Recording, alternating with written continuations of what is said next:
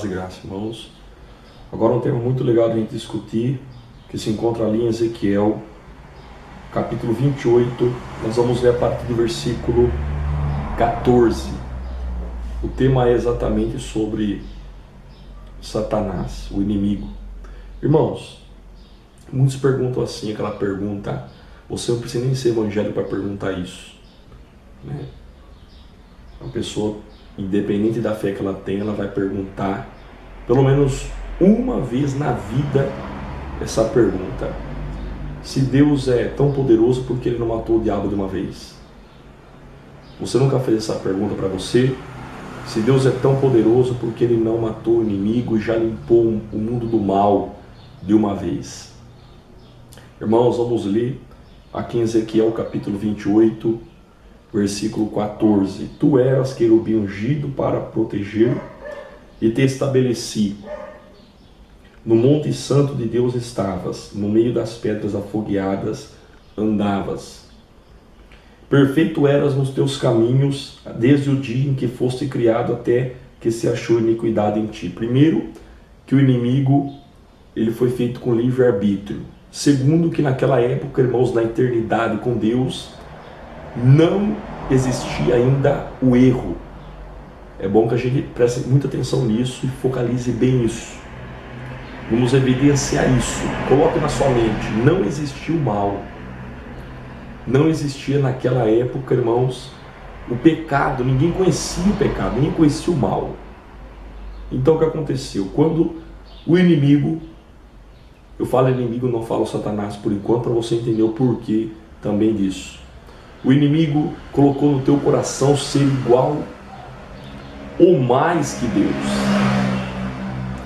E não parou por aí, ele também manipulou, que a manipulação, o pior pecado que tem, ele manipulou 1/3 dos anjos para que fosse junto com ele. Você vê aqui que a lamentação sobre o rei Tiro, é uma alusão ao inimigo.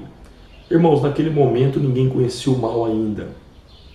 Então houve muita dúvida, houve muita indagação sobre se ele estava certo ou não.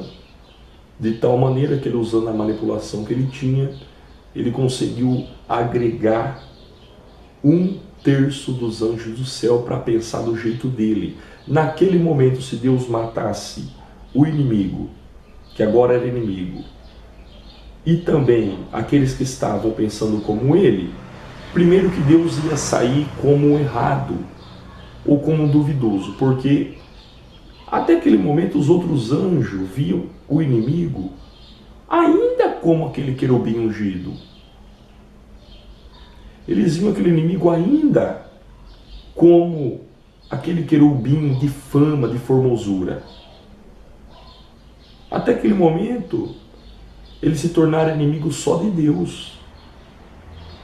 Deus conhecia o coração, mas os anjos não. Então naquele momento, se Deus destrói o inimigo naquele momento, ia aumentar a periculosidade naquela situação. A pergunta ia aumentar e ia dizer, será que ele não estava certo e Deus não está querendo esconder alguma coisa?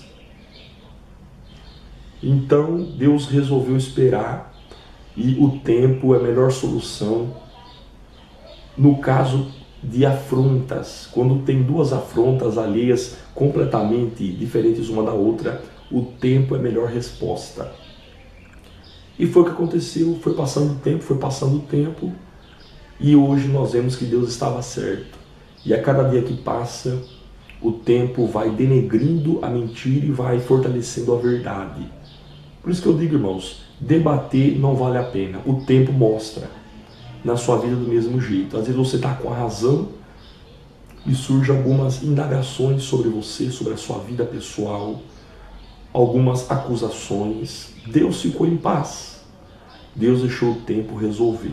Amém? Por isso Deus não matou o inimigo e nem pode matar até hoje, porque você vê que até hoje as pessoas vendo que Deus estava certo e vendo que Deus é bom, até hoje tem pessoas que fundam o ceticismo, fundam o ateísmo, não creem que Deus existe. Então, irmão, no ponto que a gente está, ainda tem pessoa com esse pensamento. Você imagina se Deus matasse o diabo ainda. ia continuar uma revolução contra Deus até hoje.